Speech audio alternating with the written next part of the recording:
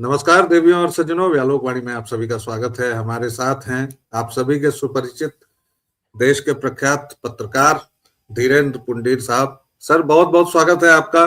बहुत नमस्कार व्यालोक वाणी के तमाम दर्शकों को। बहुत बहुत नमस्कार, आपका धन्यवाद व्यालोक जी उन दर्शकों से मिलाने के लिए। सर, आज संसद का माहौल बड़ा किताबी नुमा रहा। इनफैक्ट ये पूरा बजट सत्र, बजट पर चर्चा, राष्ट्रपति पर अभिभाषण के बजाय एक हमारे यहाँ नेता प्रतिपक्ष के तौर पर एक ऐसा मनोरोगी, लगभग अब तो मुझे लगता है इस देश के 2-3 नेताओं को ऑफिशियली मनोरोगी घोषित कर देना चाहिए या उनकी डॉक्टरी जांच करवानी चाहिए। जिस तरह की हरकतें ये लोग कर रहे हैं, कम से कम वह देश का नेतृत्व, देश की सर्वोच्च पंचायत संसद का प्रतिनिधित्व नहीं करता है या उसे नहीं करना चाहिए। आज ही जिस तरह कांग्रेस के महाराजा धीराज, उनको कहना ठीक रहेगा, उन्होंने रवनीत सिंह बिट्टू को गद्दार कहा, फिर जो कुछ भी वो कर रहे थे। लेकिन इन सब के परे चलते हैं जरा संसदीय कार्यवाही पर। सर, 2 दिनों से राहुल गांधी और उनके पूरे गिरोह ने संसद को बंधक बना लिया था एक सरकारी दावे और सूत्र के मुताबिक, पुष्ट तथ्यों के मुताबिक अप्रकाशित किताब। हालांकि आज राहुल गांधी उस किताब की तरह का कुछ लहरा रहे थे तो मैं डर गया हूं कि पता नहीं वो क्या है। अब वो एआई वीडियो था या क्या, क्योंकि मैंने ज्यादा ध्यान से नहीं देखा, लेकिन उसके कुछ पन्ने लहराए उन्होंने। नरवणे की किताब का था, उस पर हम लोग, तमाम लोग, आपने भी कई मंचों पर बात कर ली है, मैंने भी की है, तो दर्शकों को उधर भी नहीं ले जाते हैं। लेकिन इसके बाद हमेशा की तरह भाजपा सांसद निशिकांत दुबे आ गए और उन्होंने किताबों की चर्चा कर दी। और जैसा कि हमारे शास्त्रों में कहा गया है कि भाई स्वदेशे पूज्यते राजा विद्वान सर्वत्र पूज्यते, तो विद्वत्ता की आज लहर दिखी। सब एक दूसरे से बढ़ के किताबों की बात कर रहे थे। कितना अच्छा माहौल हो अगर संसद में इसी तरह किताबों पर चर्चा हो। शुरुआती आपकी टिप्पणी सर। देखिए, सब लोग विद्वान हैं, अब लोग व्हाट्सएप से आगे बढ़ के किताबों की तरफ जा रहे हैं, ये अच्छी बात है। इस देश के लिए कम से कम व्हाट्सएप ज्ञान की जो यूनिवर्सिटीज खुली थी, अब वो कम से कम किताबें खरीद रहे हैं। प्रकाशकों को भी थोड़ा पैसा जाएगा और लोगों को भी लगेगा कम से कम इन्होंने 1-2 पेज तो पढ़े होंगे, क्योंकि उनको हाईलाइट करके बताया होगा तो भी उन्होंने पढ़े होंगे। तो कम से कम ये एक अच्छी बात है। लेकिन एक दूसरी बात ये है कि जो राहुल गांधी कर रहे थे और जो निशिकांत कर रहे थे, उसमें एक मूलभूत अंतर था। राहुल गांधी जिस किताब को लेकर आए, पहले मैगजीन के पन्ने उन्होंने शुरुआत किए और उसके बाद फिर वो किताब भी आज ले रहे थे। अब वो किताब के अंदर क्या था वो नहीं मालूम है, लेकिन उसके कवर से और जो उन्होंने पढ़ा उसके पेज से अगर देखते हैं तो वो लगता है कि वो वही पब्लिश्ड किताब है जो अनपब्लिश्ड है, रिकॉर्ड में वो पब्लिश नहीं है, क्योंकि उसको मिनिस्ट्री ऑफ डिफेंस से अप्रूवल नहीं मिला, जो कि एक अनिवार्य व्यवस्था होती है जो 3 स्टार 4 स्टार के तमाम अधिकारियों के लिए। वैसे तो नीचे के अधिकारी को भी जो रिटायर्ड होता है उसके लिए करना होता है, लेकिन इनके लिए ये स्पेशली होता है कि इसको जरूर किया जाए। अब वो किताब उनके पास कहां से आई ये सवाल है, क्योंकि देश के रक्षा मंत्री व्यालोक बाबू और गृह मंत्री ऑन रिकॉर्ड कह रहे हैं, वो दिख रहा है कि वो पब्लिश नहीं हुई है। तो जब आप एक अनपब्लिश्ड बुक को लाए हैं जिसका अप्रूवल बहुत जरूरी था और उसका नहीं हुआ है, तो इसका मतलब सीधे तौर पर है कि ये वायलेशन है। अभी एक आई सर कैसे ये सवाल जी। जी। तो अब ये आई कैसे है ये बड़ा सवाल है। मेरी नजर में तो पहला सवाल ये है कि भाई जब प्राइम मिनिस्टर के प्रोटोकॉल के बाद 2 होंगे, भैया डिफेंस मिनिस्टर है और होम मिनिस्टर है। चूंकि राजनाथ सिंह सीनियर है, चूंकि जब पीएम नहीं होते हैं तो उनको प्रोटोकॉल, वो मीटिंग की वो करते हैं, सदारत करते हैं। तो अब ऐसे में उन लोगों को नहीं पता, तब भी वो छप गई।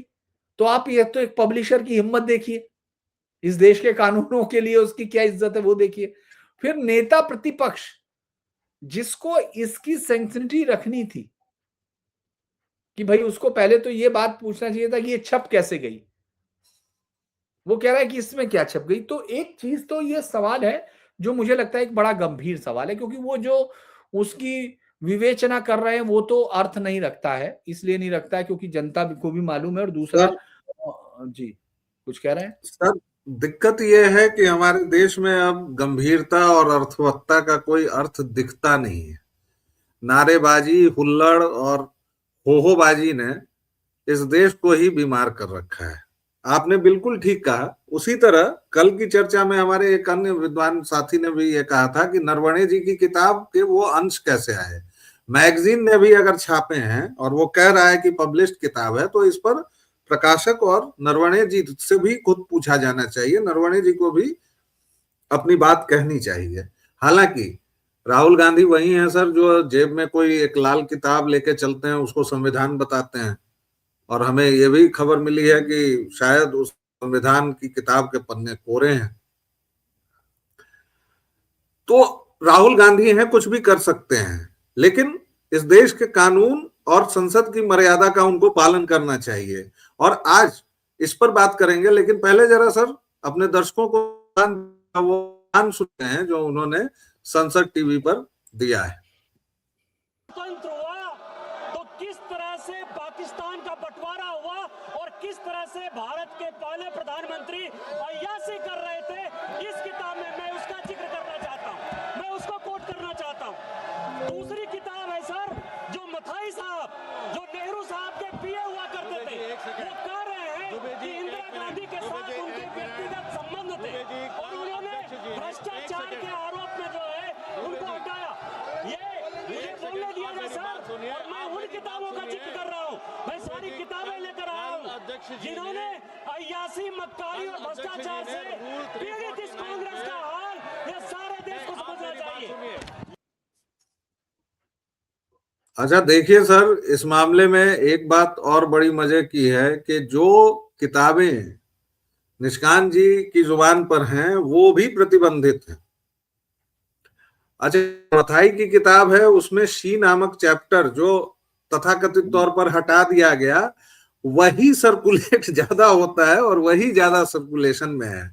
तो खैर ये मानवीय प्रवृत्ति है कि आप जबरदस्ती बैन वैन को लिए मैं बहुत प्रेफर नहीं करता और अच्छी बात नहीं मानता, क्योंकि ये मानवीय प्रवृत्ति के खिलाफ है। लेकिन वो दूसरे वीडियो का विषय है। सर राहुल गांधी को ये ताकत कहां से आती है इस देश की संसद में इस तरह की बातें करने पर?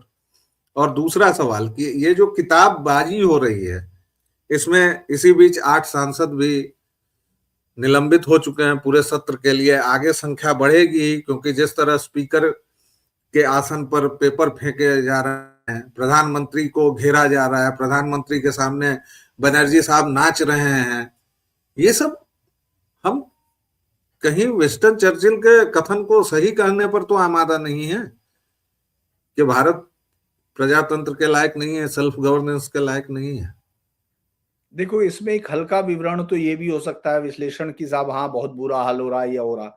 एक दूसरा गहराई से अगर आप देखें तो ये जो कॉन्स्टिट्यूशन के अंदर जो डिस्क्रिशनरी पावर दी गई थी, जो तय नहीं किया गया था, कि वो ग्रे एरिया छोड़ दिया गया था कि ये उस समय के जो आने वाले लोग होंगे उनमें भी दिमाग होगा, लेकिन उनको ये मालूम नहीं था कि इतने बड़े इंटरेस्ट हो जाएंगे, इंटरेस्ट इतने बड़े हो जाएंगे कि वो राष्ट्र के हित से ऊपर खड़े हो जाएंगे। क्योंकि वहां किसी ने ये कभी सोचा नहीं होगा, संविधान सभा में भले ही कुछ भी रही हो वह लोग, लेकिन उन्होंने ये नहीं सोचा होगा कि कोई कंपनी से पैसे लेके भी सवाल पूछे जा सकते हैं। किसी ने ये नहीं सोचा होगा कि सांसद जो है लॉबिंग करेंगे। तो इसीलिए जब वो सारी चीजें छूटती हैं, वो दिखती हैं, और अब ये जो आ रहा है खेल, तो उसमें भी ये सब चीजें दिख रही हैं कि उनके इंटरेस्ट बहुत बड़े हो गए हैं और इस समय देश इतनी फॉल्ट लाइन में खड़ा है। सबसे बड़ी बात मुझे कई बार ये लगती है कि जब हम इस तरफ देख रहे होते हैं तो जो लोग देश को तोड़ने में लगे हुए हैं वो दूसरे काम कर रहे होते हैं। हम लोग इस समय संसद पर बात कर रहे हैं, हम लोग इस समय संसद के हंगामे पर बात कर रहे हैं, लेकिन किसी को ये मालूम नहीं कि उत्तर प्रदेश के एक शहर में एक लड़के प्रिंस नाम से वो 300 हिंदू लड़कियों को टेरिफिंग करता है, उनको ग्रूमिंग करता है, उनको सेक्स में भेज देता है। इसके मिर्जापुर में जिम ऑनर्स है। ये मैं सिर्फ एक हिस्सा, मैं सिर्फ एक धर्म की बात नहीं कर रहा हूं। दूसरी तरफ आप जाते हैं तो कंटिन्यू आपके यहाँ बच्चियां सुसाइड कर रही हैं। ये वो किस लिए? क्योंकि वो एक ऐसे गेम में फंस चुकी जो सिर्फ मौत मांगता है। ये कंटिन्यू हो रहा है और हम क्या कर रहे हैं कि हम फंस गए हैं। हम ऐसे पॉलिटिशियंस कहते चढ़ गए जो जिन लोगों के पास इस बात का कोई आइडिया नहीं, वो जानते हैं कि हमको जनता जो है जाति के नाम पर जिता देगी, नहीं तो हम किसी दूसरे कहानियों से जीत के आ जाएंगे। जो आपने कहा कि उनको ताकत कहां से मिलती है, वो इन्हीं ताकतों से मिलती है, यही ताकतें हैं। क्योंकि वो जानते हैं कि अगर ये सही इशू पे बात होगी तो उनको कौन ढूंढेगा, फिर ये ढूंढा जाएगा कि ये गलती किसकी है। मान लीजिए आप घर में पहुंचे और घर में बच्चे मारपीट कर रहे हो, तो आप ये भूल जाएंगे कि उनमें से किसी ने टीवी तोड़ा है। पहले तो आप मारपीट पे लगेंगे ना, बाद में सवाल होगा जब आप सब सेटल हो जाएगा कि ये किसने तोड़ा है भाई, ये तो घर का टीवी तोड़ दिया। तो वो क्या कर रहे हैं, वो घर का टीवी किसने तोड़ा, इस सवाल से बचने के लिए मारपीट मारपीट मारपीट कर रहे हैं। क्योंकि आप देखो सवाल ये होगा कि अच्छा अगर ये हो रहा है तो ये छूट किसने दी, ये अल्पसंख्यक संस्थानों के नाम पे चलती हुई इस गुंडागर्दी की छूट किसने दी, कि आज जो सरकारी अधिकारियों में जो आप देखते होंगे जो सारे ज्यादातर जो संस्थाएं हैं वो अल्पसंख्यक चैप्टर ले लेती हैं। क्यों? क्योंकि हिंदुओं में उनको आरटीई देना है, उसमें सुप्रीम कोर्ट भी कहता है कि तुम ये फ्रिवलेस लेके कैसे आगे, फेंक देता है वो। जब वो कहता है कि साहब इनमें भी तो होना चाहिए अल्पसंख्यकों में, क्योंकि इससे जो स्वस्थ कंपटीशन है वो तो खत्म हो रहा है। तो इसीलिए मैं ये बता रहा हूं कि आप जब ये कह रहे हो कि क्या ये विंस्टन चर्चिल की भविष्यवाणी सही है या नहीं है, ये तो इतिहास में देखिए अभी तक तो झूठ साबित किया हमने विंस्टन चर्चिल को, और हम लोगों ने पिटाई होते हुए भी देखा, हम लोगों ने सांसदों को मार पीटते हुए देखा, वो वीडियो पड़े होंगे और दुनिया की अलग अलग संसदों में देखे हैं। बस मेरा डर ये है कि कहीं हम दुनिया की संसदों को और फॉलो ना करने लगे, सर पार्लियामेंट्री लैंग्वेज। जी सांसदों और दूसरे, लेकिन जब आप पूरे विश्व की दवा हो ना, तो आपके ऊपर जिम्मेदारियां भी बड़ी होती है। आपने गंभीर बात कही है, मैं उससे भी एक गंभीर चर्चा की ओर आपको ले चलता हूं। आपने कहा कि हमारे संविधान सभा के लोगों ने यह अंदाजा नहीं किया होगा कि हित इतने, लेकिन निष्कांत दुबे जो पन्ने पलट रहे हैं वो तो बता रहा है कि मूल में ही मट्ठा पड़ा हुआ था। एडविना जी के नाम पर न जाने क्या क्या चीजें हुई। हमारी संविधान सभा में 16 मुस्लिम लीगी पड़े हुए हैं। हमारा प्रथम शिक्षा मंत्री अनपढ़ है, बेपढ़ है। तो उस वृक्ष से सर मधुओं की उम्मीद कैसे की जाए? हाँ, मैंने सवाल का दूसरा हिस्सा आपको क्या कहा कि टीवी किसने तोड़ा, ये सवाल तक तो जाने ही नहीं देना ना। मैंने कहा कि समस्याओं की जड़ पूछी जाएगी, आई कहां से, तब आप जाके खोजेंगे ना तो वो वहीं पहुंचेंगी। और देखिए उसमें सारी संविधान सभा में आप उन सबको सारों को नहीं जोड़ सकते हैं। हाँ, नहीं जोड़ सकते हैं, बिल्कुल नहीं जोड़ सकते हैं। जैसे आप मैं सिन्हा साहब को भी देखेंगे आप, मैं यही कह रहा हूं कि वो ये जरूर है कि उन लोगों, तब आप ये सवाल करोगे ना भाई, छलनी में आटा छानोगे ना तो जी, छन के तो उसी से आएगा, उसमें निकलेगा। तो वही तो वही तो छलनी। तो वही तो छन के आया जो आज निष्कांत दुबे ने परोस दिया। इस पर क्या हाँ, कहेंगे आप? तो अब वो सवाल उठने लगे ना। मैं ये कह रहा हूं कि ये अच्छी बात है ना। मैंने क्या कहा कि आप व्हाट्सएप यूनिवर्सिटी से निकल के किताबों में जा रहे हो। जब जी आप ये समस्या लाओगे तो आप लोगों के सामने हल भी दोगे, इसीलिए मैं निराश नहीं हूं। मैं फिर कह रहा जी हूं, मैंने आपको क्या कहा कि मैं नहीं मानता विंस्टन चर्चिल की, क्योंकि देखिए ये हर एक चीज जनता देख रही है। आप, मैं एक बात सुनिए, हमारे यहाँ कहावत है, जैसा जैसा नाचकूद वैसी वैसी वारफेर।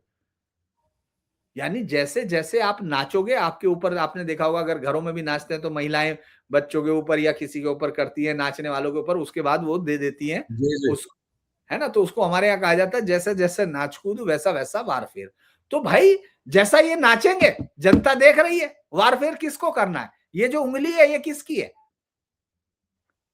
भाई? ये तो एक ही है ना राहुल गांधी के पास, चाहे वो 50,000 किताबें ले आए, 5,000 ले आए, 500 ले आए, या एक भी न लाए। तो फैसला जनता को लेना है, वो ये देख रही है। इसीलिए बहुत अच्छा लगता है मुझे कई बार कि वो अपने कैरेक्टर्स को वहां दिखाते हैं सब लोग। देखिए आप क्या समझ रहे हैं कि ममता बनर्जी अगर सुप्रीम कोर्ट में जाके हाथ जोड़ के कह रही हैं कि लोकतंत्र बचा लो या तमाम बचा लो, तो बहुत सारी चीजें लग रही है, लोगों को लग रहा है कि यार ये बहुत बड़ी चीज होगी। लेकिन आपको मालूम नहीं, आपके दर्शक आधे से ज्यादा ये बता देंगे कि साहब ये इसलिए नहीं आई है यहाँ कि ये बीजेपी से डर रही है। वो आपको आपसे ज्यादा बताएंगे कि ये इसलिए आई है कि ये हुमायूं कबीर और जो ओवैसी है ना, वो मिल रहे। तो लोगों को समझ में आता है ये कैसे आया। क्योंकि लोग देख रहे हैं। इसलिए वे लोग, अब जानते हो इन्होंने क्या किया, जैसे वो किताबें लेके आया, उसने किताबों के पन्ने दिखाए। अब आप ये मान लो कि कल तक हजारों लोग तो कम से कम पढ़ लेंगे, लाखों और करोड़ों नहीं पढ़ेंगे, लेकिन हजारों उनको अभी ढूंढ रहे होंगे कि यार देखें क्या हाँ लिखा हाँ है। बिल्कुल।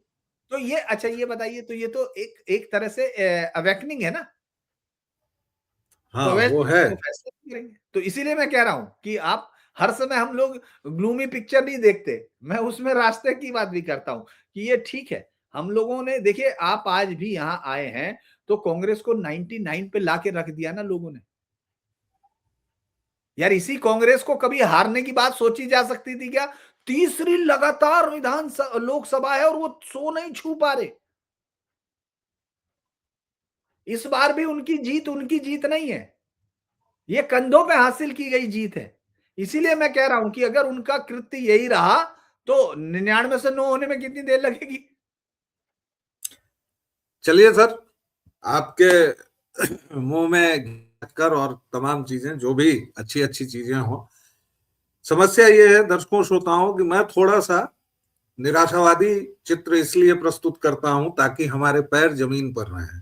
और समस्या ये भी है कि मैं उन जगहों से होकर आया हूं जहां हमने ब्लंट रेसिज्म देखा है, ब्लंट फेवरेटिज्म देखा है, ब्लंट भेदभाव देखा है, प्रतिभाओं की मौत देखी है, कुंठित होते लोगों को देखा है। जी हाँ, मैं जेएनयू की खदान का प्रोडक्ट हूं। तो हमने वहां देखा है किस तरह से रिवर्स मैकेनिज्म जो कहा जाता है ना, वो भी देखा है। इसलिए कभी कभार लगता है कि यार सुभाष बाबू हो या हमारे स्वतंत्रता सेनानी हो, जो भी हो, किसके लिए लड़े, क्या लड़े। लेकिन ऐसे में धीरेन्द्र पुंडीर सर आके कहते हैं कि नहीं, अभी निराश होने की जरूरत नहीं है। और सचमुच हजारी प्रसाद द्विवेदी ने भी एक निबंध लिखा था, क्या निराश हुआ जाए।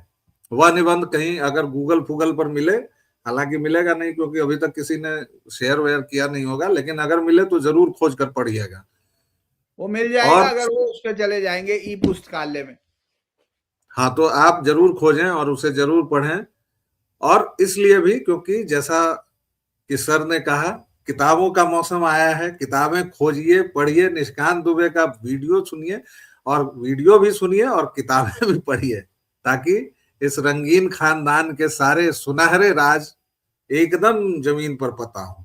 और वो मसाई तब को जरूर पढ़िएगा, हुमायूं टॉम या उधर जाने वाली सारी कहानियां जरूर पढ़ना।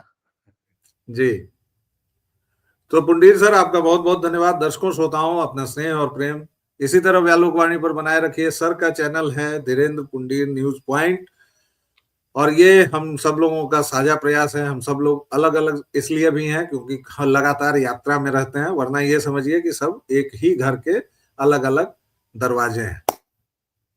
तो बना रहे यह साथ, प्रेम, विश्वास। फिर मिलते हैं एक छोटे से विराम के बाद। तब तक के लिए जय जय सिया राम। जय जय श्री राम।